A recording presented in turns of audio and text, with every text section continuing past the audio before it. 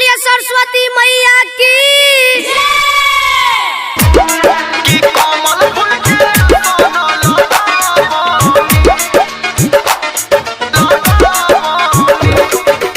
महिमा डीजे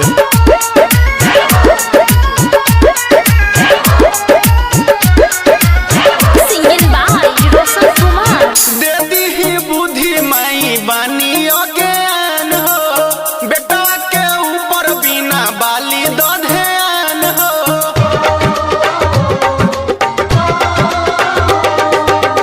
दे दी बुद्धि माई बानी अज्ञान हो, बेटा के ऊपर बिना बाली दो ध्यान हो। कि कमल फूल के आसन लगावनी, कि कमल फूल के आसन लगावनी। दे दी बुद्धि माई बानी अज्ञान हो, बेटा के ऊपर बिना बाली दो ध्यान हो। कि कमल फूल के आसन लगावनी, कि कमल फूल के आसन लगावनी।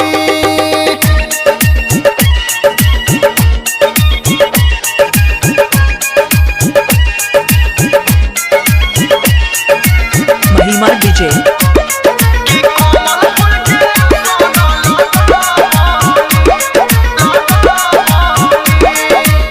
गंगा जी के पनिया से काला सा भर बनी, काला सा भरा बनी हो, काला सा भरा बनी। पंडित बोलबनी घिउ के दिया बाजर बनी।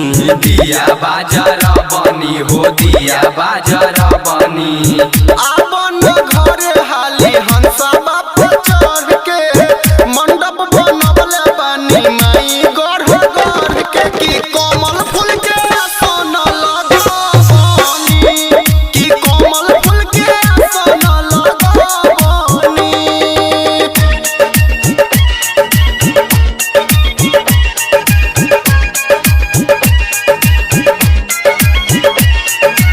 महिमा डीजे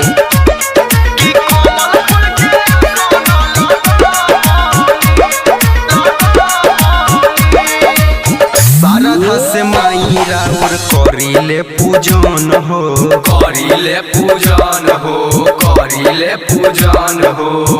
अरजी करेला राइटर सहनी रोशन हो। सहनी रोशन हो, सहनी रोशन हो।